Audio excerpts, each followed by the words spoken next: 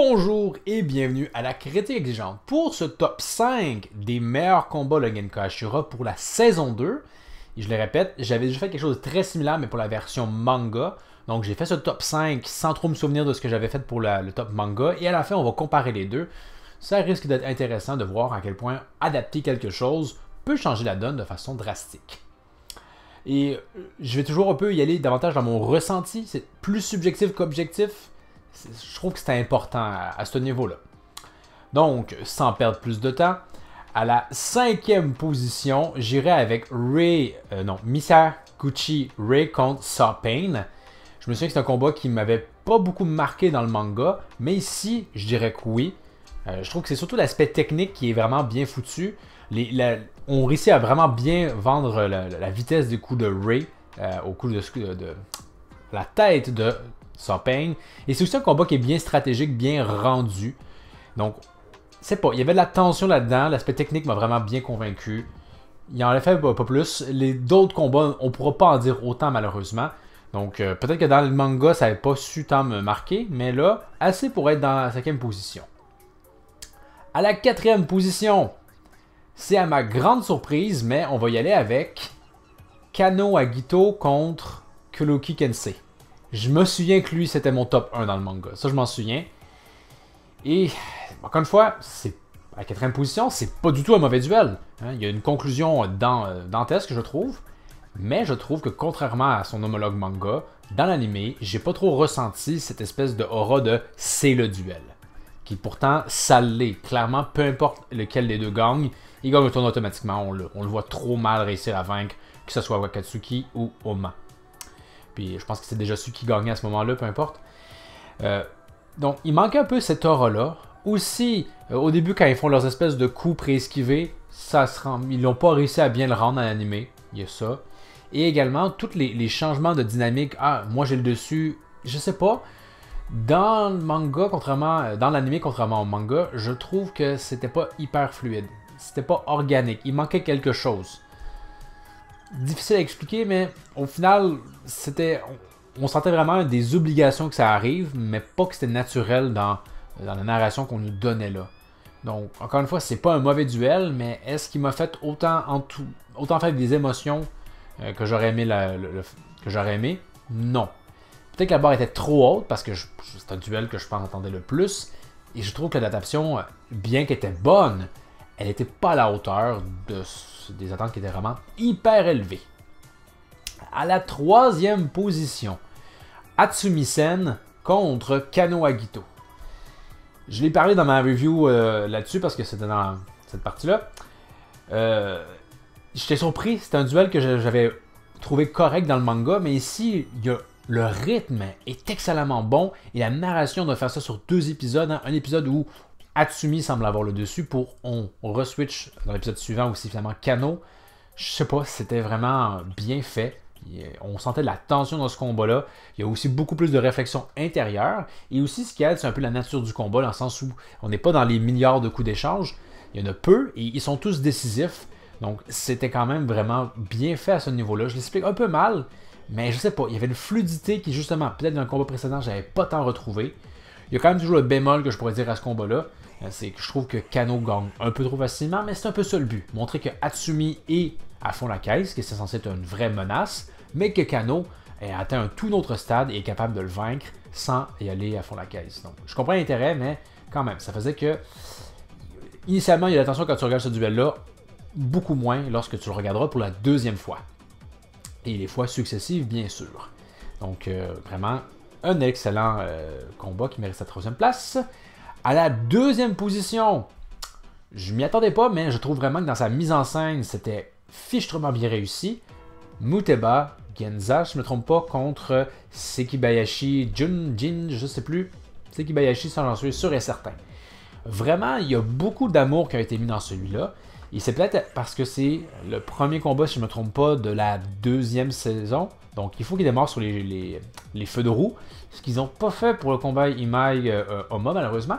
Mais bref, là ils l'ont fait. Il y a des visuels assez saisissants, notamment quand il va y crever les yeux. Et ça a été repris avec raison par Netflix pour, je pense, promouvoir l'épisode. Aussi quand Seki fait son entrée avec son espèce de alter ego de lutte, il prenait le temps de poser une atmosphère, c'était fichtrement bien.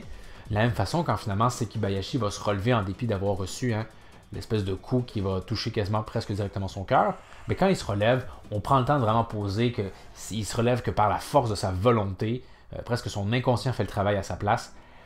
Je trouvais que ce combat-là avait plus d'ambiance que les autres. On prenait son temps de la poser, cette ambiance-là, et ça faisait vachement plaisir. En plus, c'est un duel qui oppose deux combattants quand même assez intéressants parce que Muteba est reconnu pour pas être un enfant de cœur et n'hésitera pas à blesser s'il le faut son adversaire, tandis que Sekibayashi, lui, est justement un lutteur prêt à tout encaisser. Il y a une certaine incompatibilité entre les deux, et voir comment Seki réussit à quand même demeurer dans la partie, c'était un duel aussi rempli de tension et bien intéressant, mais c'est vraiment dans sa réalisation que je trouve qu'on a réussi à sublimer le tout pour avoir un duel qui avait une ambiance et des scènes très marquantes.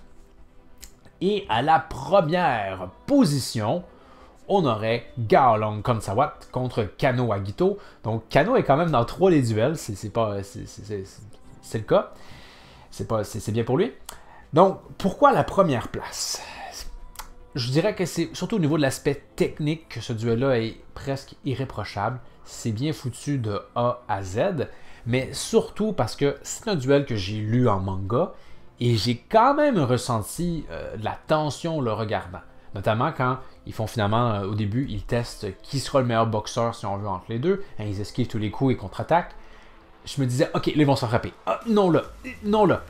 Je ressentais ça en dépit que c'est un duel que j'avais déjà regardé. Et en ce sens, de tous les duels, même de l'anime, c'est celui où j'ai ressenti le plus cette tension-là, en dépit de l'avoir regardé. Et à mon avis, c'est un gage de qualité incroyable. C'est presque comme si ça réinventait le combat, tout en ne le réinventant pas.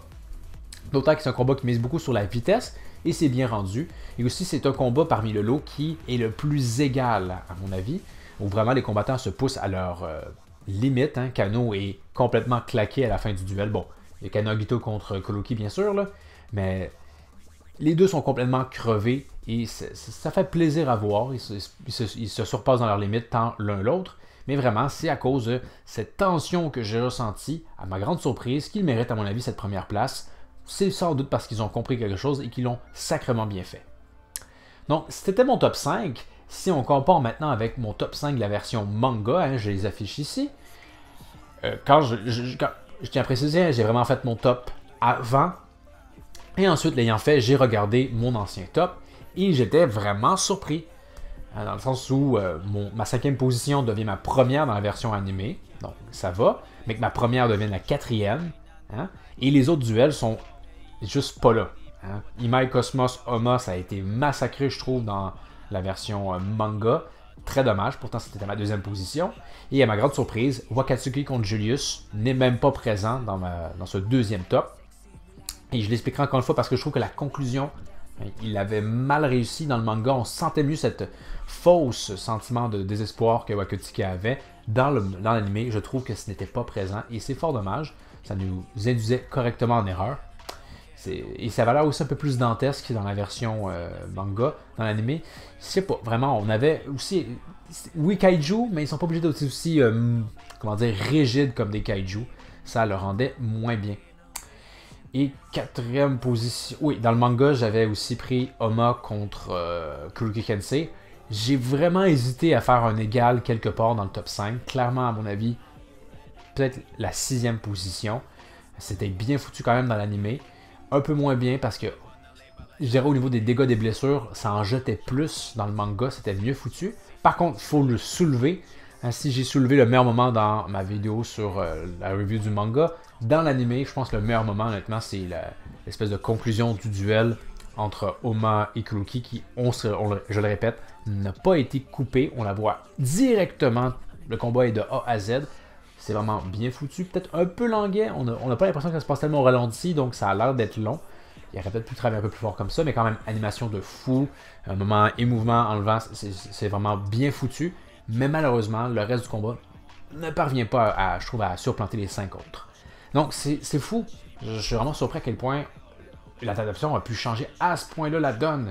Ça montre que, oui, ça peut être pour le pire, mais ça peut aussi être pour le mieux. Et on a vu l'exemple de deux mondes, des combats qui sont rehaussés à travers leur adaptation, et au contraire des combats qui ont perdu dans l'adaptation. Donc, ceci est mon top 5 de cette deuxième saison de Genkai Ashura. Un jour, bien évidemment, je ferai aussi des tops. Ça va être plus difficile là, mais des tops aussi dans les combats de Genkan Omega. Parce qu'il faut toujours parler de Genkan, c'est trop bon. Mais vous, hein, quel est votre top 5? Hein? Faites-moi en part dans les commentaires. D'ailleurs, je suis très content, hein, ma vidéo sur justement Genkai Ashura, la review de la deuxième saison, a hyper bien fonctionné, encore une fois, relativement à mes succès standards. Et ça fait très plaisir parce que j'aime ça porter la bonne nouvelle que Genkai Ashura, c'est excellent, et meilleur que Baki, bien sûr. Et donc, je suis content que ça a pu porter. Donc, faites-moi part de vos top 5, comme vous l'avez peut-être déjà fait dans le passé. Pour la prochaine critique exigeante, j'en ai pas la moindre idée. Peut-être que Fatal Frame va être fini et que je pourrai commenter le tout. Donc, à voir. Donc, n'oubliez pas de vous abonner et je vous dis à la prochaine critique exigeante.